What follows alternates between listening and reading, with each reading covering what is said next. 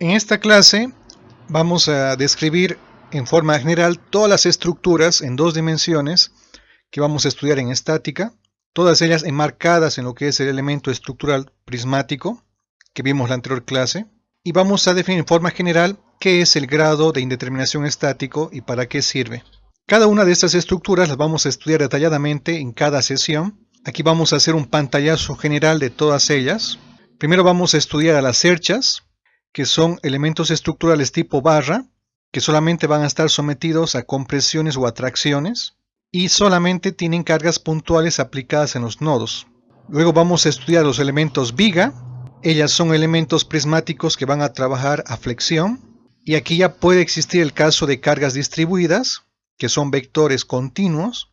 Luego vamos a estudiar lo que son los pórticos, que son también elementos tipo viga con uniones con elementos tipo columna, que están conectados en forma rígida en los nodos. Entonces todos transmiten momentos, todos transmiten cortantes. Luego vamos a ver lo que son los arcos. Básicamente, para que un arco funcione, lo importante es que los tipos de apoyo sean apoyos que impidan el desplazamiento lateral, porque si no fuera el caso, un arco estaría trabajando como si fuera una viga. Y luego finalmente vamos a ver lo que son los cables, tanto cables sometidos a su peso propio como cables sometidos a cargas puntuales. Esto es solamente un pantallazo de las estructuras que vamos a ver. Vamos a ver con detalle cada una de ellas en las siguientes sesiones. De todas estas estructuras que vimos, podemos clasificarlas desde varios puntos de vista. Por ejemplo, yo puedo clasificarlas desde el punto de vista del material que están hechas, por ejemplo. También puedo estudiarlas respecto al tipo de cargas que van a estar sometidas. Pero existe un concepto que engloba todas las estructuras, y ese concepto es el grado de indeterminación estático. Algunos textos llaman grado de hiperestaticidad.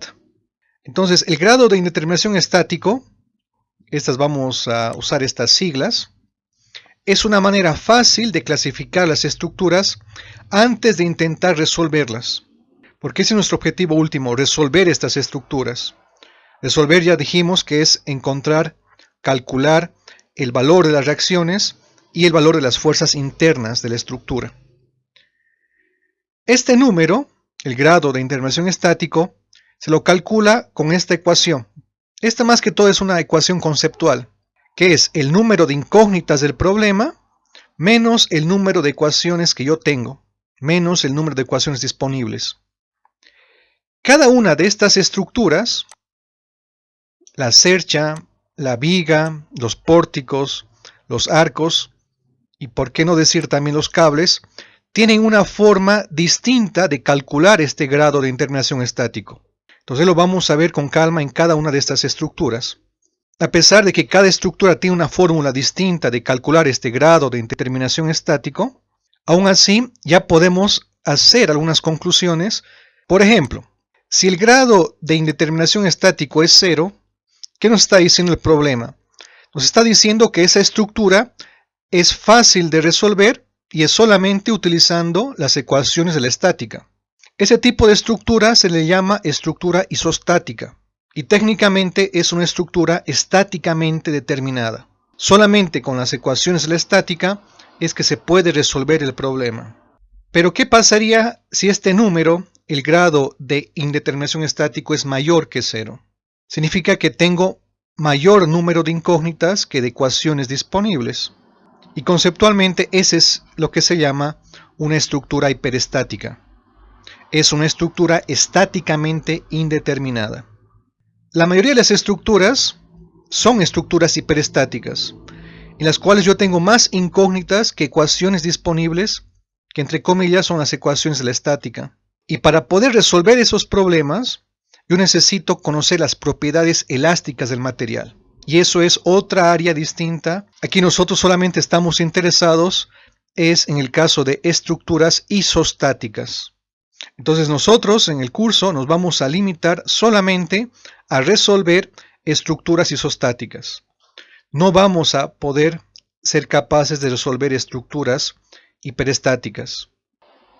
Ahora aquí viene la parte interesante. ¿Qué pasaría si este número es negativo? menor que 0. Técnicamente, eso es una estructura hipostática y es una estructura inestable. La estructura ha formado un mecanismo en el cual va a colapsar. Bien, entonces aquí está un repaso de lo que les decía antes y vale la pena repetirlo. Entonces, si el grado de indeterminación estático es un número positivo, mayor que 0, significa que no es posible resolver la estructura porque nos faltan más ecuaciones. Es necesario conocer las propiedades elásticas del material, de la estructura.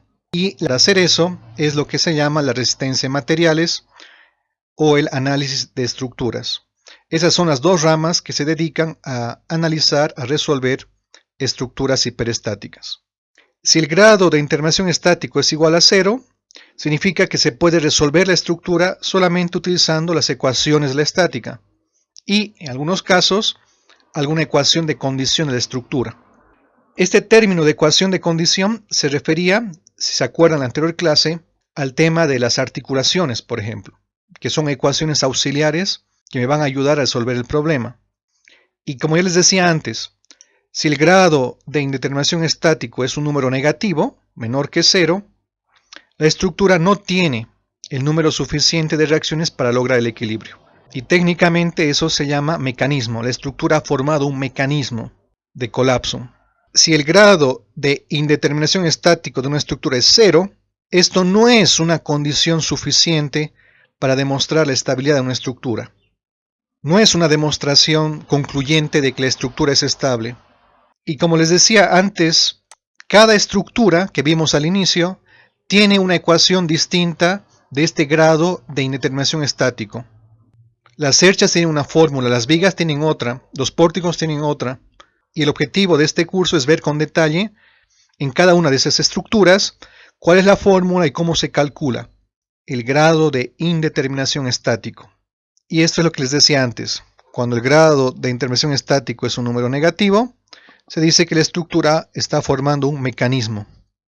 Bien, esto ya lo hemos visto antes, pero vale la pena recordar que las ecuaciones de la estática solamente son dos ecuaciones de la estática en 3 dimensiones, pero son ecuaciones vectoriales. Cuando uno dice que la suma de fuerzas es igual a 0, en realidad está diciendo 3 ecuaciones, porque un vector tiene 3 componentes. Entonces, para que un vector la suma salga 0, significa que la suma de todas las fuerzas en la componente X es 0, y la suma de todas las componentes en la dirección Y es igual a 0, y la suma de fuerzas en todos los componentes de los vectores en la dirección Z tiene que ser 0. Entonces ahí tendríamos ya 3 ecuaciones. Y cuando uno dice que la suma de momentos en un punto arbitrario de un espacio es igual a 0, nos está diciendo en realidad 3 ecuaciones. Que la suma de momentos en el eje X es 0, que la suma de momentos en el eje Y es igual a 0, que la suma de momentos en el eje Z es igual a 0. Y tenemos otras 3 ecuaciones. Entonces en total tenemos 6 ecuaciones de la estática en 3 dimensiones. Nosotros vamos a concentrarnos es en 2 dimensiones. Entonces en 2 dimensiones esta ecuación vectorial, como solamente tenemos 2 ejes, se resumen solamente en 2 ecuaciones.